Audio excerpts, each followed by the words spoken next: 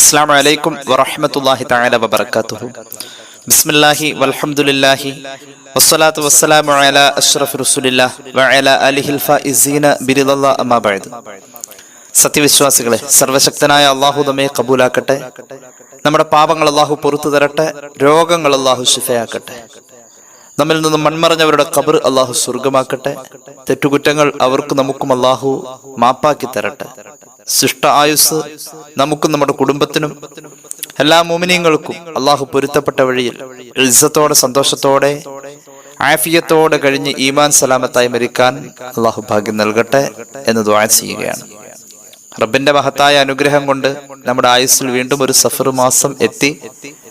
അല്ലാഹു റബ്ബുൽ ഇസ്സത്ത് നമുക്കെല്ലാവർക്കും ദീർഘായുസ് തന്ന് അനുഗ്രഹിക്കട്ടെ. ഒരുപാട് സഫർ മാസത്തെ വരവേൽക്കാനുള്ള ഭാഗ്യത്തിൽ അല്ലാഹു നമുക്ക് എത്താനുള്ളതായ എല്ലാ അർഹതയും നൽകട്ടെ എന്ന് വീണ്ടും ദുആ ചെയ്യുകയാണ്. സാധാരണ ഒരു അറബി മാസം സഫർ മാസം, അതിനപ്പുറത്തേക്ക് ചരിത്രത്തിൽ കൂടുതൽ പരാമർശങ്ങളൊന്നും കാണപ്പെടുന്നില്ല. മുഹറമിനും റബീഉൽ അവ്വലിനും ഇടയിൽ വന്നിരിക്കുന്ന ഒരു മാസം എന്ന നിലയിൽ റബീഉൽ അവ്വലിൽ പുണ്യ നബി സല്ലല്ലാഹു അലൈഹി വസല്ലം തങ്ങളുടെ ജനനം കൊണ്ടും മറ്റിതര സംഭവങ്ങൾ കൊണ്ടും ചരിത്രത്തിൽ ഇടം പിടിച്ച ഒരു ചർച്ചയുണ്ട്. മുഹറമിൽ അതുപോലെ തന്നെ ധാരാളം സംഭവങ്ങൾക്ക് സാക്ഷിയായിട്ടുള്ള ഒരു ചരിത്ര ചർച്ചയുണ്ട്. ഇതിന്റെ ഇടയിലാണ് സഫർ വന്നിരിക്കുന്നത്. പവിത്രത കൊണ്ട് മുഹറമും റബീഉൽ അവ്വലും ഒക്കെ നമ്മുടെ നാവിൻ തുമ്പിൽ ഏറെ ചർച്ചയാകുമ്പോൾ സഫർ മാസത്തെക്കുറിച്ച് സ്വാഭാവികമായും നമ്മുടെ സമൂഹത്തിൽ ഒരു തെറ്റിദ്ധാരണ പൊതുവെ ഉണ്ട്. സഫർ മാസം നല്ല കാര്യങ്ങൾക്കൊന്നും പറ്റിയ മാസമല്ല, സഫറിലൊന്നും തുടങ്ങാൻ പാടില്ല, അങ്ങനെയുള്ള ഒരു പ്രചരണം പൊതുവെ ഉണ്ട്. അത് തീർത്തും തെറ്റാണ്. പുണ്യനബി സല്ലല്ലാഹു അലൈഹി വസല്ലം തങ്ങളുടെ കാലഘട്ടത്തിൽ തന്നെ ജാഹിലിയ അറബികൾ ഈ ഒരു പ്രചരണം ഏറെ നടത്തിയിട്ടുണ്ട് എന്നുള്ളത് ഇക്കഴിഞ്ഞ ക്ലാസ്സിൽ നമ്മൾ സംസാരിച്ചതാണ്. ആ ജാഹിലിയത്തിന്റെ തുടർച്ച ഇന്ന് പലരും ഏറ്റെടുത്തിട്ടുണ്ട്. സഫർ മാസത്തിന് ധാരാളം ശകുനങ്ങളുണ്ട് എന്നും അത് പ്രശ്നങ്ങളുടെയും കലാപങ്ങളുടെയും അതുപോലെ തന്നെ എടങ്ങേറുകളുടെയും ഒക്കെ മാസാണെന്ന് വരെ ഗണിച്ചിരുന്ന അറബികൾ ഉണ്ടായിരുന്നു എന്ന് പുണ്യനബി സല്ലല്ലാഹു അലൈഹി വസല്ലം തങ്ങളുടെ വരവിന് മുമ്പേയുള്ള ചരിത്രത്തെ ഉദ്ധരിച്ചുകൊണ്ട് മിർഖാത്തിൽ ഹദീസ് വ്യാഖ്യാനമായി നമുക്ക് വായിച്ചെടുക്കാൻ കഴിയും. അത്തരത്തിൽ ഒരു ചരിത്രം നമ്മുടെ മുന്നിലുള്ളപ്പോൾ മുഹമ്മദ് റസൂൽ സല്ലല്ലാഹു അലൈഹി വസല്ലം തങ്ങൾ അത് തിരുത്തിയാണ് നമ്മുടെ മുന്നിൽ പറഞ്ഞിട്ടുള്ളത്. അവിടുന്ന് കൃത്യമായി തന്നെ പഠിപ്പിച്ചു. സ്വഹീഹ് മുസ്ലിമിലുണ്ട് ഹദീസ്, സ്വഹീഹുൽ ബുഖാരിയിലുണ്ട് ഹദീസ്, ധാരാളം ഹദീസ് കിതാബുകളിൽ നമുക്ക് കാണാൻ കഴിയും. ലാ അദ്വ വലാ തുയറത വലാ ഹാമത വലാ സഫറ എന്ന് പുണ്യ നബി സല്ലല്ലാഹു അലൈഹി വസല്ലം. രോഗപകർച്ച എന്നത് സ്വമേധയാ ഉണ്ടാകുന്നതല്ല, അള്ളാഹുവിന്റെ വേണ്ടുക പ്രകാരം. അള്ളാഹുവിന്റെ വേണ്ടുക പ്രകാരം അല്ലാതെ രോഗത്തിന് സ്വയം പകരാൻ കഴിവില്ല. അതുപോലെ തന്നെ കാലൻ കോഴി കൂവിയിട്ട് ഒരു ആപത്ത് വരൽ ഇല്ല. കാലൻ കോഴി കൂവാന്ന് പറഞ്ഞിട്ട് ഒരു സംഭവമുണ്ട്. അതായത് പക്ഷി കൂവുന്ന ഒരു ശബ്ദം കേട്ടാൽ ഒരു ആപത്ത് വരും എന്ന ചില സങ്കല്പങ്ങളുണ്ട്. അതൊന്നും ഇസ്ലാമുമായി ബന്ധമുള്ളതല്ല. കൂട്ടത്തിൽ പറഞ്ഞു മുഹമ്മദ് റസൂൽ സല്ലല്ലാഹു അലൈഹി വസല്ലം തങ്ങൾ വലാ സഫറ, സഫർ മാസത്തെ ശകുനമായി കാണേണ്ടതില്ല. അതൊരു സാധാരണ പീരീഡാണ്, അതിൽ സാധാരണ സംഭവിക്കുന്ന പോലെയുള്ള കാര്യങ്ങളൊക്കെ ഉണ്ടാവും. ഇങ്ങനെ നമ്മുടെ മുന്നിൽ ഒരു വലിയ പഠനം തന്നെ തയ്യാറാക്കി വെച്ചിട്ടുണ്ട് മുഹമ്മദ് റസൂൽ സല്ലല്ലാഹു അലൈഹി വസല്ലം. ഇങ്ങനെ പറയാ മാത്രമല്ല ചെയ്തിട്ടുള്ളത്. ഇമാം ഷർവാനി രേഖപ്പെടുത്തുന്നത് കാണാം.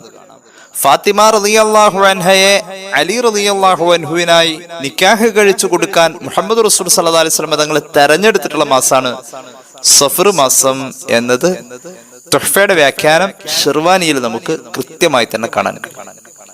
അപ്പൊ അത്രത്തോളം അള്ളാഹുവിന്റെ ഹബീബ് സല്ലല്ലാഹു അലൈഹി വസല്ലം തങ്ങൾ ഈ മാസത്തെ ശകുനമായി പ്രഖ്യാപിച്ചിട്ടുള്ള ജാഹിലിയത്തിനെ എതിർക്കുകയും അതിന് ചുട്ട മറുപടി അവിടുത്തെ ജീവിതം കൊണ്ട് നൽകുകയും ചെയ്തിട്ടുണ്ട്. സമീപകാലങ്ങളിലും മുസ്ലിമീങ്ങളിലും ഈ തെറ്റായ ധാരണകൾ കടന്നു വന്നിട്ടുണ്ട്. സഫർ ഒന്നിനും കൊള്ളില്ല എന്നൊരു ധാരണ.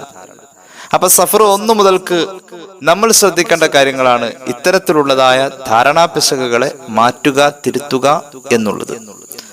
എന്നാൽ എല്ലാ മാസവും നെഹസുള്ള ദിവസങ്ങൾ ഉണ്ടാവാറുണ്ട്. കഴിഞ്ഞ ദിവസം നമ്മൾ പറഞ്ഞു, ധാരാളം ഹദീസുകൾ അത് ഉദ്ധരിച്ചിട്ടുമുണ്ട്. പരിശുദ്ധമായ ഖുർആൻ സൂറത്തുൽ അഹ്സാബിന്റെ വ്യാഖ്യാനത്തിൽ ഇമാം ഇസ്മായിൽ അൽ ഹഖ് അൽ ബറുസവി റൂഹുൽ ബയാനിൽ രേഖപ്പെടുത്തുന്നുണ്ട് ഒരു ഹദീസ്. അതുപോലെ തന്നെ ഹയാത്തുൽ ഹയവാനിലും കാണാം അതേ ഹദീസ് തന്നെ. പുണ്യ നബി സല്ലല്ലാഹു അലൈഹി വസല്ലം പഠിപ്പിച്ചിട്ടുണ്ട്, ഒരു വർഷത്തിൽ 12 ദിവസങ്ങളെ നിങ്ങൾ സൂക്ഷിക്കണം, നഹസുള്ള ദിവസങ്ങളായി പഠിപ്പിച്ചു മുഹമ്മദ് റസൂൽ സല്ലല്ലാഹു അലൈഹി വസല്ലം. ആ 12 ദിവസങ്ങളിൽ ഒരു ദിവസം, എല്ലാ മാസങ്ങളിലും ഓരോ ദിവസങ്ങൾ എണ്ണി പറഞ്ഞുകൊടുത്ത് സഫർ മാസത്തിന്റെ 10ാമത്തെ ദിവസം നഹസാണെന്ന് പുണ്യ നബി സല്ലല്ലാഹു അലൈഹി വസല്ലം പറഞ്ഞിട്ടുണ്ട്. ഇന്നലെ നമ്മൾ ഈ വിഷയം പരാമർശിച്ചപ്പോൾ പലർക്കും വിഷമം തോന്നിയെന്ന് എനിക്ക് മനസ്സിലാവുകയാണ്. കാരണം സഫർ 10-നായിരുന്നു എന്റെ കല്യാണം എന്ന് പറഞ്ഞ ആരോ ഒരു കമന്റ് പറഞ്ഞിരുന്നു. അതിന് കുഴപ്പമില്ല, ബറക്കത്ത് കുറഞ്ഞ ഒരു സമയം ഈ സഫർ 10-ലുണ്ട് എന്നതാണ് അതിനർത്ഥം. അല്ലാതെ സഫർ 10-ൽ ആകെ നാശങ്ങൾ ഉണ്ടാവുന്നൊന്നുമല്ല. എന്തെങ്കിലും ഒരു കാര്യം തുടങ്ങാൻ വേണ്ടി നമ്മൾ തെരഞ്ഞെടുക്കുമ്പോൾ സഫർ 10 ഒഴിവാക്കലാണ് നല്ലത്. എന്നാൽ ആ ദിവസങ്ങളിൽ നല്ല കാര്യങ്ങൾ നടക്കാറുണ്ട്. നടന്നതിന്റെ പേര് പ്രശ്നങ്ങളൊന്നുമില്ല. ബറക്കത്ത് കുറവ് എന്ന ഒരു രീതി അതിന് അവലംബിക്കപ്പെടാറുള്ളത് കൊണ്ട് സാധാരണയിൽ ആ ദിവസത്തെ അങ്ങനെ കാണുന്നു എന്ന് മാത്രമേ ഉള്ളൂ. സാധാരണ നമ്മൾ ചൊവ്വാഴ്ചകളിൽ കല്യാണം വെക്കാറില്ലല്ലോ. കാരണം എന്താ, ചൊവ്വാഴ്ചയെ കുറിച്ച് അങ്ങനെ ഒരു ധാരണ ഇസ്ലാമിക പ്രമാണങ്ങളുടെ അടിസ്ഥാനത്തിൽ തന്നെ നമുക്കുള്ളത് കൊണ്ടാണ് ചൊവ്വാഴ്ചയിൽ നമ്മൾ വിവാഹം പോലെയുള്ള കാര്യങ്ങൾ മാറ്റിവെക്കുന്നത്. അപ്പോൾ ഈ അർത്ഥത്തിലേ അത് കാണേണ്ടതുള്ളൂ. ബറക്കത്ത് കുറവുള്ള ഒരു സമയം എന്ന് മാത്രമാണ് അതിനെക്കുറിച്ചുള്ള പരാമർശം. അല്ലാതെ സഫർ 10-ന് എന്തെങ്കിലും സംഭവിച്ചാൽ ആകെ പ്രശ്നമായി എന്നൊന്നും അതിനർത്ഥമാക്കേണ്ടതില്ല. ഏതായാലും ഈ വിഷയം ആമുഖമായി സൂചിപ്പിച്ചു എന്ന് മാത്രം. സഫർ മാസം വന്നാൽ ആകെ പ്രശ്നമാണ്, സഫർ ഒന്നിനും കൊള്ളില്ല എന്ന ധാരണ മുസ്ലിമീങ്ങൾക്ക് പാടില്ല. സഫർ ഒരു സാധാരണ മാസമാണ്, അതിൽ സാധാരണ ഉണ്ടാവേണ്ട കാര്യങ്ങളൊക്കെ ഉണ്ടാവാവുന്നതാണ്. സഫറിന്റെ 10ാമത്തെ ദിവസത്തിലാണ് ഒരു പ്രധാന നഹസ് ഉദ്ധരിക്കപ്പെട്ടിട്ടുള്ളത്. റൂഹുൽ ബയാൻ അത് രേഖപ്പെടുത്തുന്നു, ഞാൻ വിശദീകരിക്കുന്നില്ല. ഈ സാഹചര്യത്തിൽ അനുബന്ധമായി നാം മനസ്സിലാക്കേണ്ട ഒരു പ്രധാന വിഷയമുണ്ട്. നമ്മുടെ ഈമാനുമായി ബന്ധപ്പെട്ടിട്ടുള്ള ഒരു കാര്യമാണത്. ഒരു സത്യവിശ്വാസിയെ സംബന്ധിച്ചിടത്തോളം അവന്റെ ആത്മീയ ജീവിതത്തിൽ ഒഴിവാക്കാൻ പറ്റാത്ത ഒരു മേഖലയാണ് തവക്കുലിന്റെ മേഖല. അത് പൂർണ്ണമായും ഇത്തരത്തിലുള്ള ശകുനങ്ങളുടെ പിന്നാലെ പോകുന്ന മനുഷ്യർ പൂർണ്ണമായും ഈ തവക്കുലിനെ ഒഴിവാക്കുന്നു എന്നുള്ളതാണ് നാം മനസ്സിലാക്കേണ്ടത്. തവക്കുലിനെ ഒഴിവാക്കാണ്. അള്ളാഹു നിശ്ചയിച്ച പോലെ വരട്ടെ എന്ന ഒരു തവക്കുലുണ്ട്. പടച്ചോനെ ഏൽപ്പിക്കാണ് ഞാൻ, ആ ഒരു തവക്കുല് അതങ്ങോട്ട് മറക്കാണ് മനസ്സിൽ നിന്ന്.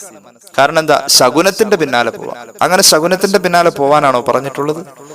ശകുനം എന്നുള്ളടത്ത് ബറക്കത്ത് കൂടുതലുള്ള സമയം തെരഞ്ഞെടുക്കുക എന്നല്ലാതെ അതിനപ്പുറത്തേക്ക് നാം അതിനെ അവലംബിക്കല് നമ്മെ സംബന്ധിച്ചിടത്തോളം ഇസ്ലാമിക പ്രമാണങ്ങൾ എതിർത്തിട്ടുള്ള കാര്യമാണ്.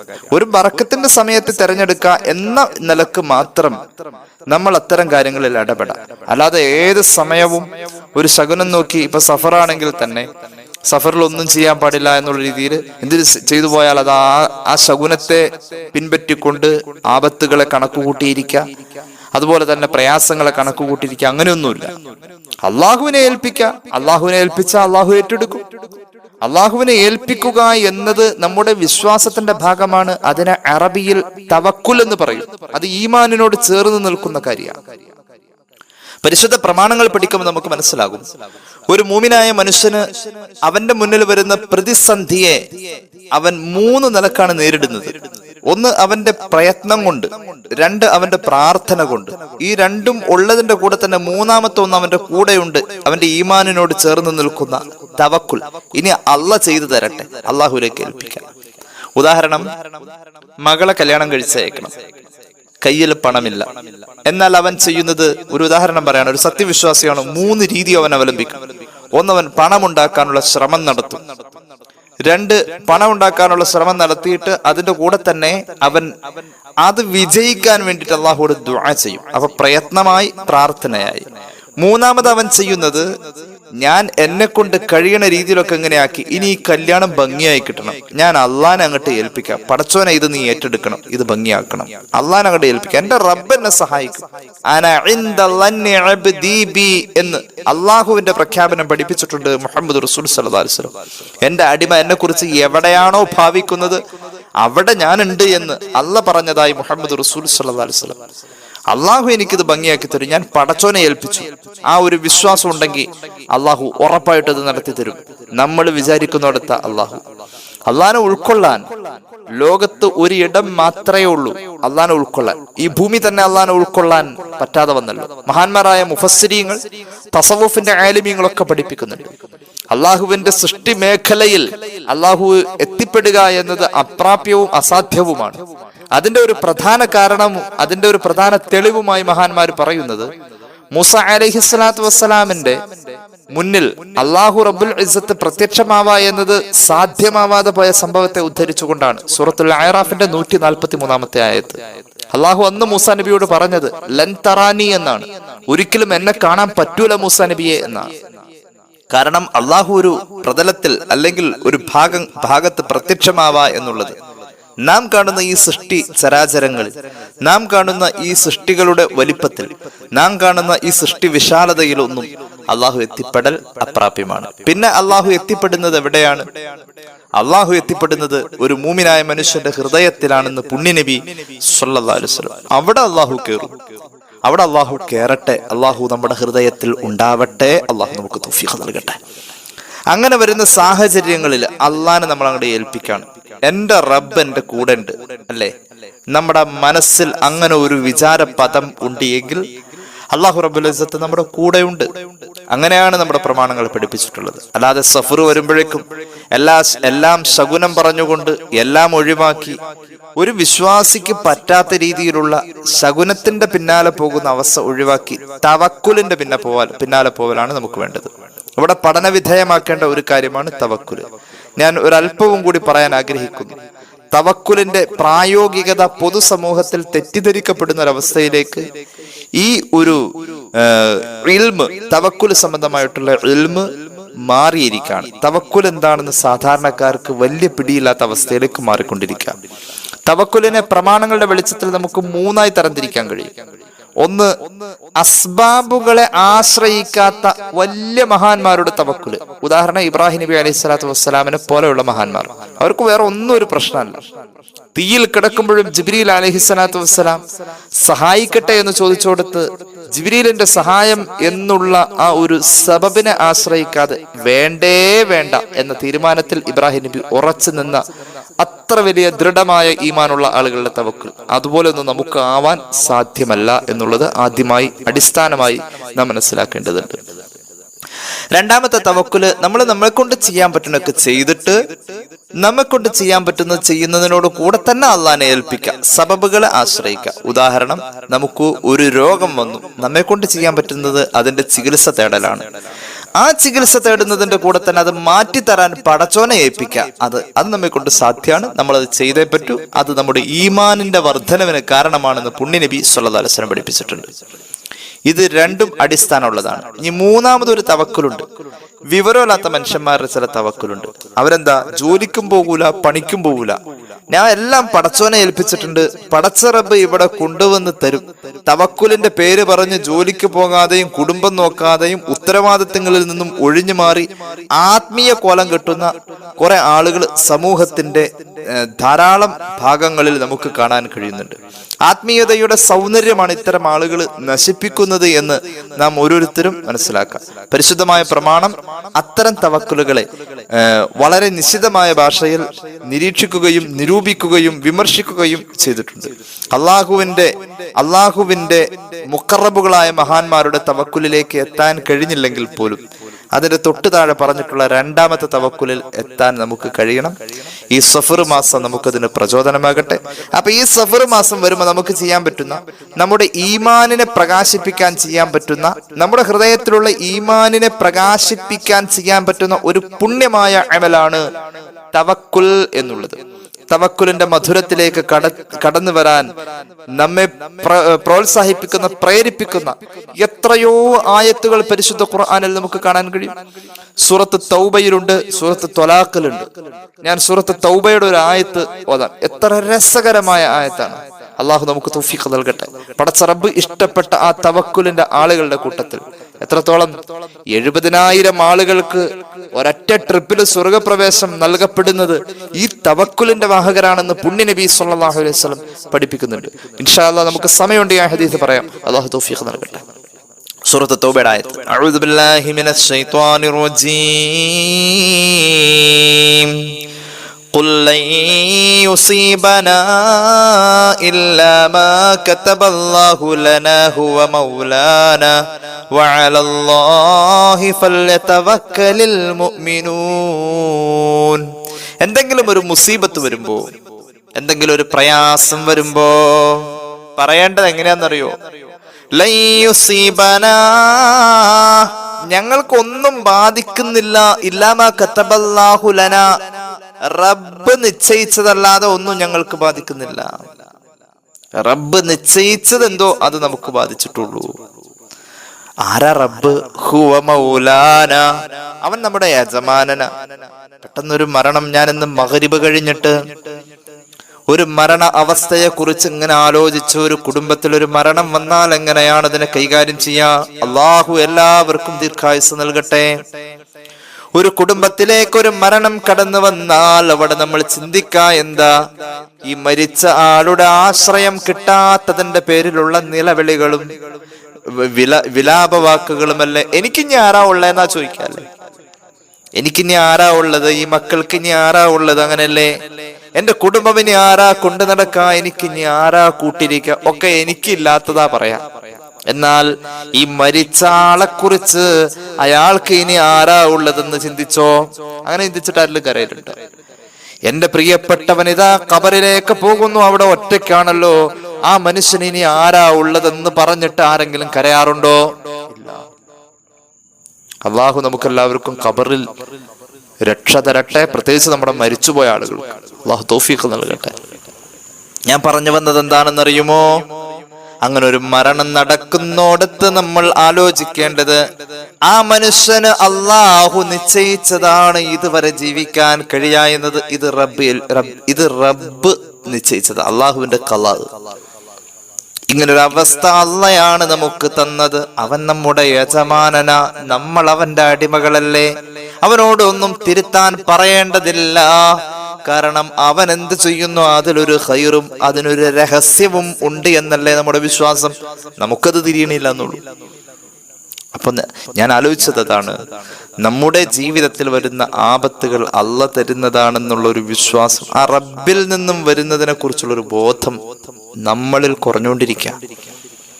അള്ളാഹു നമുക്ക് ദൃഢമായ ഈമാൻ തരട്ടെ എന്ന് നമുക്ക് ദുആ ചെയ്യാം. അള്ളാഹു തൗഫീഖ് നൽകട്ടെ. അപ്പൊ അള്ളാഹു നിശ്ചയിച്ചിരിക്കുന്നത് നമ്മുടെ മുന്നിൽ വരും. അള്ളാഹു നിശ്ചയിച്ചത് നമ്മൾ ഉൾക്കൊള്ളണം. അതിന് സഫറിനെ കുറ്റം പറയലല്ല. സഫറിനെ കുറ്റം പറഞ്ഞിട്ട് എന്ത് കാര്യം? സഫറിൽ ആ വീടിന്റെ പണി തുടങ്ങണ്ടെന്ന് ഞാൻ പറഞ്ഞതല്ലേ. അതാണ് അങ്ങനെയല്ല. അള്ളാഹു നിശ്ചയിച്ചത് അങ്ങനെയായിരിക്കും. അത് നമ്മൾ അനുഭവിക്കേണ്ടി വരുന്നു.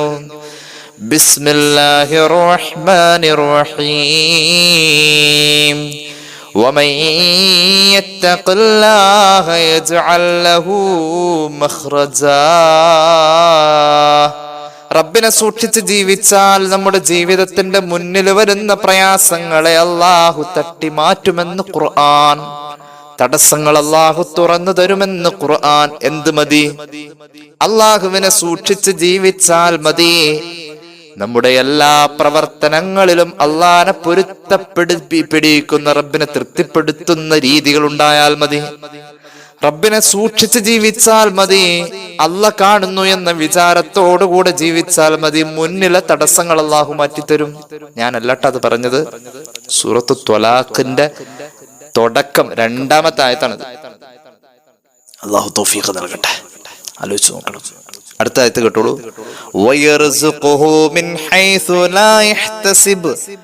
അല്ലാഹു അവനെ സൂക്ഷിച്ച് ജീവിക്കുന്ന മുത്തഖിയായ മനുഷ്യന്റെ കാര്യങ്ങളും ആവശ്യങ്ങളും അയാൾ വിചാരിക്കാത്ത ഭാഗത്തുകൂടി റബ്ബ് നടത്തി കൊടുക്കുമെന്ന് ഖുർആൻ. അല്ലാഹു തൗഫീഖ് നൽകട്ടെ. എന്തൊരു വർത്താനാണ് പഠിച്ചവനെ. ഇനി കേട്ടോളൂ. വമൻ യതവക്കൽ അലല്ലാഹി ഫഹുവ ഹസ്ബുഹു. ചെയ്യേണ്ടത് ചെയ്തു, ദുആ ചെയ്യേണ്ടത് ദുആ ചെയ്തു. ഇനി കാര്യം നടത്താൻ ഞാൻ എന്റെ റബ്ബിനെ അങ്ങ് ഏൽപ്പിച്ചിരിക്കാണ്. ഇങ്ങനെ റബ്ബിനെ തവക്കുലാക്കുന്ന ആൾക്ക് ആ കാര്യം നടത്തി കൊടുക്കാൻ റബ്ബ് മതി. റബ്ബിനെ ഏൽപ്പിച്ചാൽ റബ്ബ് ഏറ്റെടുക്കാൻ റബ്ബ് തന്നെ മതി എന്ന് ഖുർആൻ. അല്ലാഹു തൗഫീഖ് നൽകട്ടെ. റബ്ബിനെ ഏൽപ്പിച്ചാൽ റബ്ബ് ഏറ്റെടുക്കും. റബ്ബിനെ ഏൽപ്പിച്ചാൽ റബ്ബ് ഏറ്റെടുക്കും. എന്നിട്ടോ ബാക്കി കേട്ടോളൂ, ഇന്നല്ലാഹ ബാലിഗു അംരിഹി ഖദ് ജഅലല്ലാഹു ലികുല്ലി ശൈഇൻ ഖദ്റാ. അല്ലാഹ് ഏറ്റെടുത്ത കാര്യമൊക്കെ അല്ലാഹ് എത്തിക്കുക തന്നെ ചെയ്യും. തീർച്ചയായിട്ടും എല്ലാ കാര്യങ്ങൾക്കും അള്ളാഹു ഒരു അളവ് വെച്ചിട്ടുണ്ട്, അവിടേക്ക് അള്ളാഹു എത്തിക്കുന്നത്. അള്ളാഹു നമുക്ക് കരുണ ചെയ്യട്ടെ. ചുരുക്കി പറഞ്ഞാൽ തവക്കുലിന്റെ പ്രാധാന്യം ജനങ്ങൾ മറക്കാണ്. ശകുനത്തിന്റെ പിന്നാലെ പോകുമ്പോ സഫർ മാസം വന്നു. നമ്മുടെ മനസ്സിലുള്ള ഈമാന് വെളിച്ചം കൂട്ടാൻ തവക്കുൽ എന്ന് പറയുന്ന അമലിനെ നമ്മൾ ചേർത്ത് വെക്കേണ്ടതുണ്ട്. അള്ളാഹു തൗഫീഖ് നൽകട്ടെ. മുഹമ്മദ് റസൂൽ സല്ലല്ലാഹു അലൈഹി വസല്ലം തങ്ങളുടെ ജീവിതം മുഴുവനും തവക്കുലാണ്. തവക്കുലുള്ളവന് പണം വേണ്ടല്ലോ, അവന് ജീവിക്കാലോ. അള്ളാനെ തവക്കുലാക്കി ജീവിക്കുന്നവന്. തവക്കുലുള്ളവന് ആരോഗ്യം വേണ്ടല്ലോ, അവന് ജീവിക്കാലോ. അവന്റെ ഹൃദയത്തിലാണ് എല്ലാം ഉള്ളത്. പണവും ആരോഗ്യവും ഒക്കെ ഉള്ളത് അവന്റെ മനസ്സിലാണ്. ഒക്കെ അള്ളാഹിനോട് ഏൽപ്പിക്കുക, അള്ളാഹുവിൽ നിന്ന് സ്വീകരിക്കുക. ആ രീതിയിൽ കഴിയുന്ന പോലൊക്കെ അതിനു വേണ്ടിയിട്ട് പരമാവധി പരിശ്രമിക്കുക. ബാക്കി റബ്ബിനെ ഏൽപ്പിക്കുക. മക്കളുടെ ഫീസ് അടയ്ക്കണം, ഈ മാസമാണ്. അങ്ങനെ ആലോചിക്കാം. ഒരു നിലക്ക് അതിനുള്ള ഒരു വഴിയും കാണുന്നില്ല. ഹറാമായ വഴികളല്ലാതെ ഹലാലായതൊന്നുമില്ല. തീരുമാനിക്കാൻ ഞാൻ എന്റെ റബ്ബിനെ ഏൽപ്പിച്ചു, എന്ത് വന്നാലും ഞാൻ ഹറാമിലേക്ക് പോകില്ല എന്നുള്ളൊരു പ്രതിജ്ഞ എടുക്കാം. റബ്ബിനെ ഏൽപ്പിക്കാം. അള്ളാഹു ആ ഫീസ് അടയ്ക്കാനുള്ള പൈസ കൊണ്ടുവന്ന് അള്ളാഹു അതിനുള്ള വഴി എത്തിച്ചു തരും. ഇതല്ലേ തവക്കുല്. 10ഉം 12ഉം മക്കളുള്ളടുത്ത് 8 പെൺകുട്ടികളാവും, അല്ലെങ്കിൽ 6 പെൺകുട്ടികളാവും. ആ വൃദ്ധൻ ഒരു തൂമ്പ കൊണ്ട്, ഒരു കൈക്കോട്ട് കൊണ്ട് പാടത്തും പറമ്പിലും കിളച്ചിട്ടാണ് ഇത്തങ്ങൾക്കൊക്കെ നല്ല ജീവിതം കൊടുത്തത്. ആൺമക്കൾ അവർക്ക് നല്ല തൊഴിൽ മേഖലകളും അവർക്ക് നല്ല മനോഹരമായ വീടുകളും അവരുടെ മറ്റുള്ള ചെലവുകളും ഇതിലൊക്കെ അപ്പുറം അവർക്ക് ജീവിക്കാനുള്ള ഈമാനും പക്വതയും എത്തിച്ചത് ആ ഒരു കൈക്കോട്ടിൽ കൈ പിടിച്ച തഴമ്പുള്ള ആ വൃദ്ധന് കഴിഞ്ഞത് അദ്ദേഹത്തിന്റെ ജീവിതത്തിന്റെ ഒരു പ്രധാന ഭാഗം തവക്കുൽ കൊണ്ടാണ്, തവക്കുൽ ഉള്ളത് കൊണ്ടാണ്. ആലോചിക്കേണ്ടത് നമ്മുടെ പ്രിയപ്പെട്ട വല്ലുപ്പമാരെയാണ്, നമ്മുടെ പ്രായം ചെന്ന ഉപ്പമാരെയാണ്. അള്ളാഹു ജീവിച്ചിരിക്കുന്നവർക്കൊക്കെ ദീർഘായുസ് കൊടുക്കട്ടെ. മരണപ്പെട്ടവർക്ക് അള്ളാഹു മഗ്ഫിറത്തും സ്വർഗവും കൊടുക്കട്ടെ എന്ന് ദുആ ചെയ്യാണ്. അപ്പൊ ഏതായാലും നമ്മുടെ ജീവിതത്തിൽ തവക്കുലിന് ഒരു സ്ഥാനമുണ്ട്. നമ്മുടെ ആമലുകൾക്ക് മാറ്റുകൂടും തവക്കുൽ വന്നു കഴിഞ്ഞാൽ.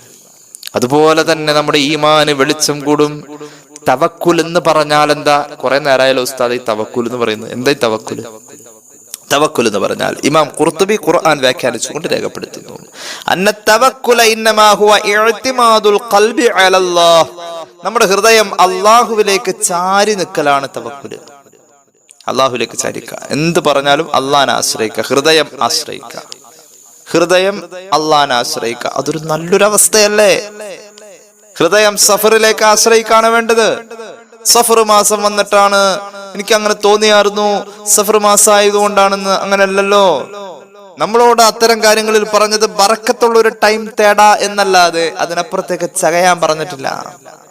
ബറക്കത്തുള്ള സമയമാണെന്ന് മാത്രം അന്വേഷിക്കുക. ആണെങ്കിൽ ആ ബറക്കത്തുള്ളതിനെ തെരഞ്ഞെടുക്കുക, അല്ലെങ്കിൽ അത് ഒഴിവാക്കുക. അല്ലാതെ നമ്മൾ ചെന്ന് പെട്ടോടത്ത് മുഴുവനും ശകുനം കാണാൻ നമ്മോട് പറഞ്ഞിട്ടില്ല. പൂച്ചവട്ടം ചാടിയ, എവിടെയെങ്കിലും ഇരുന്നിട്ട് വല്ല കോഴിയും കൂവിയാൽ, അല്ലെങ്കിൽ വേറെ ഏതെങ്കിലും പക്ഷി ചലിച്ചു കഴിഞ്ഞാൽ അത് മുഴുവനും, ആ ചിലക്കുന്നത് മുഴുവനും അതൊക്കെ ശകുനായിട്ട് കാണാം. ഇന്നാളൊരാള് പറഞ്ഞിട്ടു, പോകുന്ന വഴിക്ക് പാമ്പ് വട്ടം ചാടിയാൽ നല്ലതാണ് ഉസ്താദ്, പാമ്പ് വട്ടം ചാടിയാൽ നല്ലതല്ലേ, അതുകൊണ്ട് എൻ്റെ ആ കാര്യം നടന്നു. അങ്ങനെയാണോ? ഞാൻ അദ്ദേഹത്തെ തിരുത്തി. പാമ്പ് വട്ടം ചാടി കഴിഞ്ഞാൽ നല്ലതാണ്, പൂച്ച വട്ടം ചാടിയാൽ അത് കറുത്ത പൂച്ചയാണെങ്കിൽ ഒട്ടും കൊള്ളൂല. അങ്ങനെയൊക്കെ ഉണ്ട്. അങ്ങനെയല്ല. എന്നാൽ നല്ലത് കേൾക്കുക എന്നത് ശുഭലക്ഷണാണ്. റസൂലുള്ളാഹി സ്വല്ലല്ലാഹു അലൈഹി വസല്ലം തങ്ങള് ഒരു നല്ല ശബ്ദം കേട്ടിട്ട് പോവാൻ അതൊരു സന്തോഷാണ്. അതാണ് യാത്രക്കാരന്റെ പിന്നാലെ വാങ്ക് വിളിക്കുക എന്നൊരു സംവിധാനം പോലും വന്നത്. നല്ലത് കേട്ട്, നല്ല വാക്ക് കേട്ട് പോവാ അല്ലേ? നമ്മളൊരു യാത്ര പോവാണ്, നമ്മുടെ ഭാര്യ മുഖം കറുപ്പിച്ചാൽ എങ്ങനെ ഉണ്ടാവും? നമ്മളൊരു യാത്ര പോകുന്നു, ഉദാഹരണം ഒരു ഉംറക്ക് പോകുന്നു, അല്ലെങ്കിൽ ഒരു ഹജ്ജിന് പോകുന്നു, ഭാര്യ മുഖം വീർപ്പിച്ച് നമ്മളോട് ചീത്ത പറഞ്ഞു കഴിഞ്ഞാൽ നമുക്ക് ആ യാത്രക്കൊരു സുഖമുണ്ടോ? നേരെ മറിച്ച് നല്ലൊരു ഖുർആന്റെ ശബ്ദമൊക്കെ കേട്ടിട്ട്, അല്ലെങ്കിൽ ഒരു വാങ്ങിന്റെ ശബ്ദമൊക്കെ കേട്ടിട്ട് അശ്ഹദു അന്ന മുഹമ്മദ് റസൂലുള്ളാഹ്, റസൂലുള്ളാഹിന്റെ പേര് കേട്ടിട്ടല്ലേ പോണം, അതിനൊരു തൃപ്തി വേറെയാണ്. അതൊക്കെ റസൂലുള്ളാഹി ഇഷ്ടപ്പെട്ട കാര്യങ്ങളാണ്. നല്ലത് കേട്ടിട്ട് അങ്ങോട്ട് ഇറങ്ങുക എന്നുള്ളത്. എന്നല്ലാതെ കോഴി വട്ടം ചാടിയതും പൂച്ച വട്ടം ചാടിയതൊക്കെ അതിനെ പിടിച്ചുകൊണ്ട് അതാണ് ഖദർ, അതാണ് ഖലാ എന്ന് പറഞ്ഞു പോകുന്നിടത്ത് സത്യത്തിൽ ഈമാൻ ഇല്ലാത്തൊരവസ്ഥയിലൊക്കെ നമ്മൾ പോവാം. ഏതായാലും മഹാന്മാർ രേഖപ്പെടുത്തുന്നു, തവക്കുൽ എന്ന് പറഞ്ഞാൽ മനസ്സ് ചാരി നിൽക്കലാണ് അള്ളാഹുവിലേക്ക്. അങ്ങനെ വരുന്നിടത്ത് ഒന്നിനെ ആശ്രയിക്കണ്ടെന്നൊന്നും അതിനർത്ഥമല്ല. അള്ളാഹുലേക്ക് മനസ്സ് ചാരി ഇരുന്നോട്ടെ, അതിന് കൂടെ തന്നെ നമ്മൾ ദുനിയാവിൽ ചെയ്യേണ്ട പരിശ്രമങ്ങളൊക്കെ ചെയ്യേണ്ടി വരും.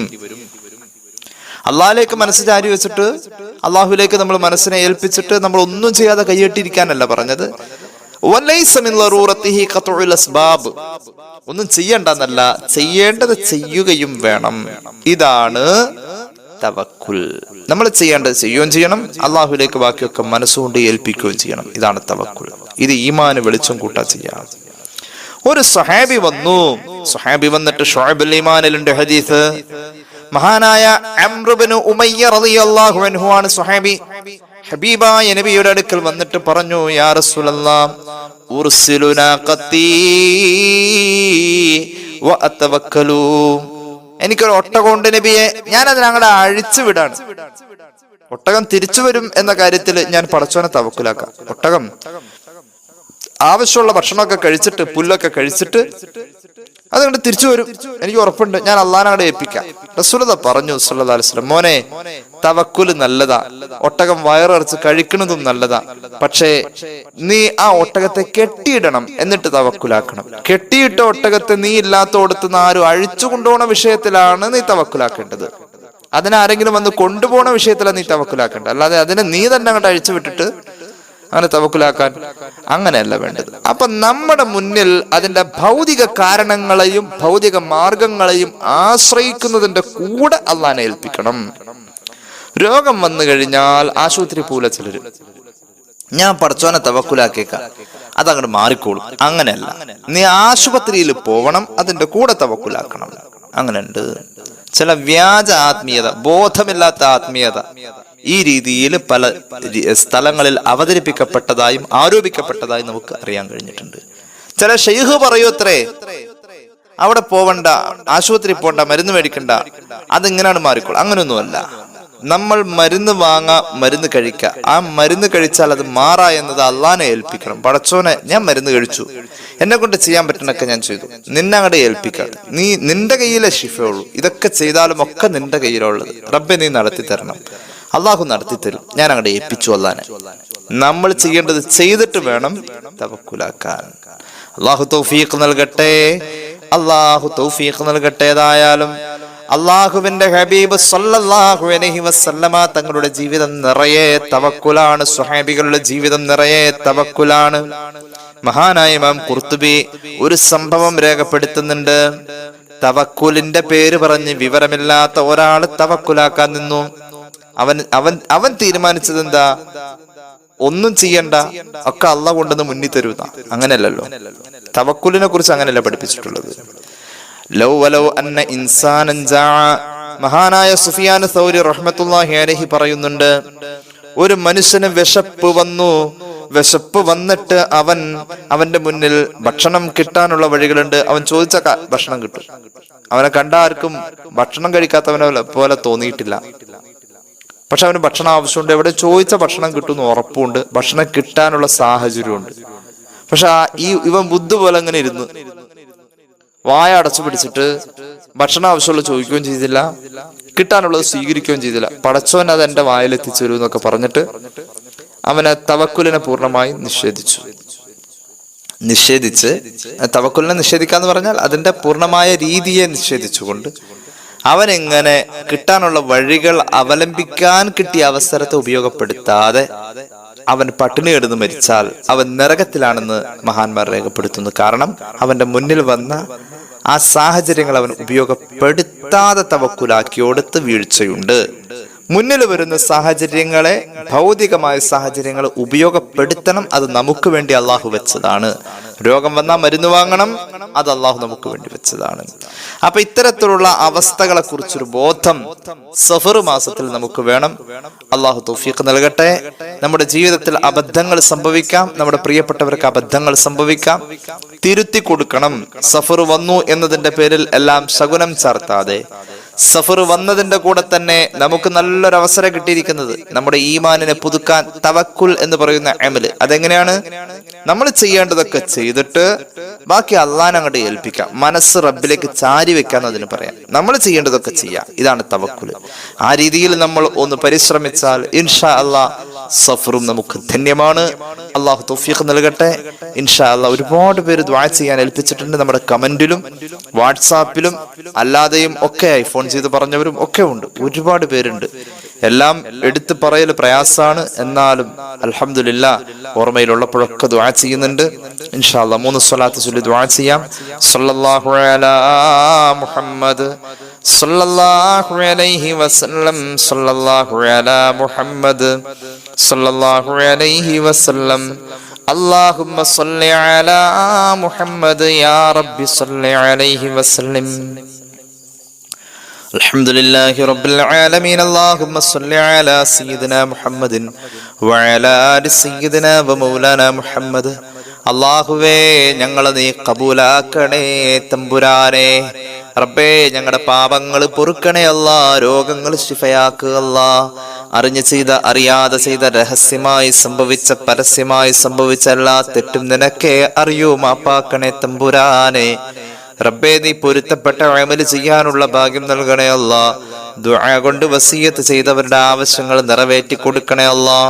ഈ പരിപാടി കണ്ടുകൊണ്ടിരിക്കുന്നവർ, ഇത് സ്ഥിരമായി കാണുന്ന ഉമ്മമാര്, സഹോദരിമാര്, സഹോദരങ്ങള്, എല്ലാവർക്കും നീ ഖൈറും ബറക്കത്തും നൽകണേ അല്ലാ. ഞങ്ങളുടെ പരിപാടി കണ്ടുകൊണ്ടിരിക്കുന്നവരുടെ ഹലാലായ മുറാദുകളും അവരുടെ വസിയത്തുകളും നീ നടത്തി കൊടുക്കണേ തമ്പുരാനെ. ദുആ കൊണ്ട് വസിയത്ത് ചെയ്ത 100 കണക്കിന് ആളുകളുണ്ട് തമ്പുരാനെ. അല്ലാഹു അവരുടെ ആവശ്യങ്ങൾ നടത്തി കൊടുക്കണേ അല്ലാ. പ്രത്യേകിച്ച് ഒരു സഹോദരൻ പ്രത്യേകം ദുആ ചെയ്യാൻ പറഞ്ഞിട്ടുണ്ട്. അദ്ദേഹത്തിന്റെ കുടുംബവുമായി ബന്ധപ്പെട്ട കുടുംബാംഗങ്ങൾ പലരും, ബന്ധുമിത്രാദികൾ പലരും വെന്റിലേറ്ററിലാണ്. പലതരത്തിലുള്ള രോഗങ്ങള്, പ്രയാസങ്ങള്. സങ്കടത്തോടുകൂടെ പ്രിയപ്പെട്ട എന്റെ സഹോദരൻ ദുആ ചെയ്യാൻ ഏൽപ്പിച്ചു. അല്ലാ, അവരാരൊക്കെയാണ് രോഗികൾ, എന്തൊക്കെയാ രോഗങ്ങൾ നിനക്കേ അറിയൂ. നീയാണ് ആ രോഗങ്ങൾ കൊടുത്തത്. റബ്ബേ, ഞങ്ങൾ ഉദ്ദേശിച്ചിട്ടുള്ള സഹോദരങ്ങൾക്കും സഹോദരിമാർക്കും അതുപോലെ തന്നെ ഞങ്ങളുടെ കൂട്ടത്തിൽ, കുടുംബത്തിൽ ദുആ കൊണ്ട് വസിയത്ത് ചെയ്ത ബന്ധത്തിൽ ഈ പരിപാടിക്ക് ആമീൻ പറയുന്നവരുടെ കൂട്ടത്തിൽ, അവരുമായി ബന്ധപ്പെട്ടവരിൽ, ആശുപത്രിയുമായി ബന്ധപ്പെട്ട് നിൽക്കുന്നവർ, വെന്റിലേറ്ററിലുള്ളവർ, ചികിത്സയിലുള്ളവർ, നീ ശിഫ നൽകണേ തമ്പുരാനെ. ശിഫ നൽകണേ അല്ലാ. ആ സഹോദരൻ പ്രത്യേകം ആ കൂട്ടത്തിൽ ദുആ ചെയ്യണമെന്ന് പറഞ്ഞ് ഏൽപ്പിച്ചിരിക്കുന്നു. ബോംബെയിലുള്ള അവരുടെ ഒരു കസിന്റെ പേരക്കുട്ടിക്ക് വെന്റിലേറ്ററിന്റെ സഹായത്തോടെയാ ശ്വസനം നടക്കുന്നത്. അല്ലാഹുവേ, ആ 1 വയസ്സുള്ള കുഞ്ഞിന് നീ ശിഫ നൽകണേ അല്ലാ. ശിഫ നൽകണേ അല്ലാ. ശിഫ നൽകണേ അല്ലാ. പ്രിയപ്പെട്ട ഒരു സഹോദരൻ 10 വർഷം കാത്തിരുന്നപ്പോഴാ ഒരു കുഞ്ഞുമോളെ കിട്ടിയത്. ആ കുഞ്ഞുമോൾക്ക് 6 മാസം പ്രായമേ ഉള്ളൂ. ആ കുഞ്ഞുമോൾക്ക് ന്യൂമോണിയയാണ്. പ്രത്യേകം ദുആ ചെയ്യാൻ പറഞ്ഞ റബ്ബേ, ഞങ്ങളുടെ വാട്സാപ്പ് ഗ്രൂപ്പുകളിലൊക്കെ നിരന്തരമായ മെസ്സേജ് പാസ് ചെയ്യുന്നു. പൊന്നുമോൾക്ക് നീ ശിഫ നൽകണേ അല്ലാ. ശിഫ നൽകണേ അല്ലാ. അങ്ങനെ ഒരു അവസ്ഥ ഒരു കുടുംബത്തിൽ വരുമ്പോഴാ അതിന്റെ ഗൗരവം. റഹ്മാനേ, ശിഫ നൽകണേ അല്ലാ. ഈ വെള്ളിയാഴ്ചയിൽ എൻ്റെ ഒരു പ്രിയ സഹോദരൻ തുടങ്ങുന്ന സ്ഥാപനം പ്രത്യേകം ദുആ ചെയ്യാൻ പറഞ്ഞേൽപ്പിച്ചു. ബറക്കത്താക്കണേ അല്ലാ. കടബാധ്യത ഉള്ളവർ ദുആ ചെയ്യാൻ പറഞ്ഞിട്ടുണ്ട്. കടങ്ങളൊക്കെ വീട്ടി കൊടുക്കണേ അല്ലാ. മക്കളുടെ വിവാഹം ശരിയാവാൻ വേണ്ടിയിട്ട് ആഗ്രഹിക്കുന്നവർ, മക്കളുടെ ജോലി ശരിയാവാൻ ആഗ്രഹിക്കുന്നവർ, ദുആ കൊണ്ട് വസിയത്ത് ചെയ്തവർ, എല്ലാവർക്കും സഫലമാക്കണേ തമ്പുരാനെ. സഫലമാക്കണേ അല്ലാ. റബ്ബേ, ഞങ്ങളെ സഹായിക്കുന്നവരെ നീ സഹായിക്കണേ അല്ലാ. ഞങ്ങളെ സ്നേഹിക്കുന്നവരെ നീ സ്നേഹിക്കണേ അല്ലാ. തൗബയോടുകൂടി ഈമാൻ സലാമത്തായി മരണം ഖൈറാകുന്ന നേരത്ത് മരിക്കാനുള്ള ഭാഗ്യം നൽകണേ അല്ലാ. ആഫിയത്തോടുകൂടിയ ദീർഘായുസ് ഞങ്ങൾക്കും കുടുംബത്തിനും, ഞങ്ങളെ സ്നേഹിക്കുന്ന, ഞങ്ങൾ സ്നേഹിക്കുന്ന എല്ലാവർക്കും നീ നൽകണേ അല്ലാ. ഞങ്ങളുടെ ഇൽമിൽ ബർക്കത്ത് നൽകുക അല്ലാ. അമലിനുള്ള തൗഫീഖ് നൽകണേ അല്ലാ. റബ്ബേ, ഞങ്ങളിൽ നിന്ന് മരിച്ചുപോയ ഒരുപാട് ആളുകളുണ്ട്. അവരുടെയൊക്കെ ഖബർ സ്വർഗമാക്കണേ അല്ലാ. തെറ്റുകുറ്റങ്ങൾ അവർക്കും ഞങ്ങൾക്കും നീ മാപ്പാക്കണേ അല്ലാ. മരിച്ചുപോയവരുടെ ഖബറിൽ റബ്ബേ, മലക്കുകളുടെ ചോദ്യവും മറ്റും എല്ലാം നീ എളുപ്പമാക്കുക അല്ലാ. സ്വർഗത്തിലേക്ക് ഒരു കവാടം തുറക്കപ്പെട്ട ഖബറാക്കണേ അല്ലാ. റഹ്മാനെ, അന്ത്യം നന്നായി മരിക്കാനുള്ള ഭാഗ്യത്തിൽ ചേർക്കണമല്ലാ. പൊന്നാര മക്കളുടെ പഠനം നീ ഖൈറിലാക്കണേ അല്ലാ. ജോലിക്ക് വേണ്ടിയുള്ള അവരുടെ തേട്ടവും അലച്ചലും പരീക്ഷകളും എല്ലാം നീ ഒരു ലക്ഷ്യത്തിലാക്കി കൊടുക്കണേ അല്ലാ. വിറ്റുപോവേണ്ട സ്ഥാപനങ്ങൾ, വാഹനങ്ങൾ, മറ്റു പ്രയാസങ്ങൾ അനുഭവിക്കുന്നവർ പറഞ്ഞിട്ടുള്ള കാര്യങ്ങൾ എല്ലാം നീ ഖൈറിലാക്കണേ അല്ലാ. വിൽക്കേണ്ടത് വിറ്റ് അതിലും നല്ലത് ഖൈറായത് വാങ്ങാൻ നീ തൗഫീഖ് നൽകണേ അല്ലാ. അല്ലാഹുവേ, ഹജ്ജ് ഉംറ സിയാറ ഞങ്ങളുടെ ജീവിതത്തിന്റെ ഭാഗ്യമാണ് അല്ലാ. നീ നിറവേറ്റി തരണേ തമ്പുരാനെ. ربنا آتنا في الدنيا حسنة وفي الآخرة حسنة وقنا عذاب النار بفضل صلى الله على محمد صلى الله عليه وسلم صلى الله على محمد صلى الله عليه وسلم اللهم صل على محمد يا رب صل عليه وسلم. السلام عليكم ورحمة الله تعالى وبركاته.